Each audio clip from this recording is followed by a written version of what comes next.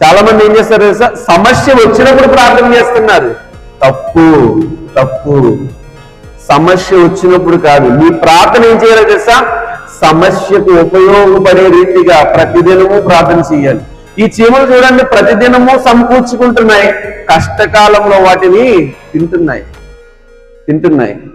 చూడండి, బంగారం కొనుక్కుంటాం కదండి. ఎందుకు కొనుక్కుంటాం?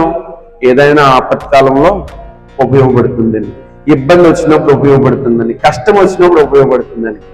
ఒక బంగారపు వస్తువు కొనుక్కున్నప్పుడు దాని గురించి నువ్వు ఆలోచించావు, నా దగ్గర డబ్బులు ఉన్నాయి కాబట్టి ఏదో ఒక వస్తువు కొనుక్కుంటే ఆ వస్తువు నన్ను కష్టకాలంలో కాపాడుతుంది. అదే డబ్బులు ఉన్నాయనుకో, నేను ఖర్చు పెట్టేస్తాను.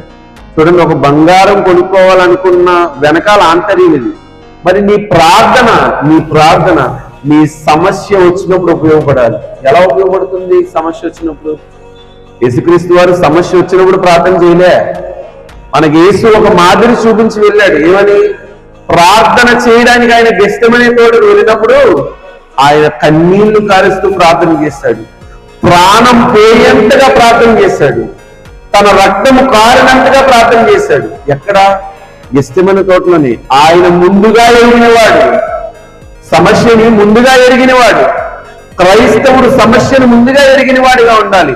నీ అనారోగ్య పరిస్థితిని బట్టి కుమిలిపోయేవాడిగా కాదు. నీ ప్రార్థన నీ అనారోగ్య పరిస్థితికి ఉపయోగపడే విధంగా నువ్వు ప్రార్థించాలి. అప్పుడు ఏం జరుగుతుందో తెలుసా? నువ్వు అనారోగ్యంలో ఉన్నప్పటికీ నా ప్రార్థన నేను ఫలింపులోనికి వచ్చే దిశగా తీసుకెళ్తుంది.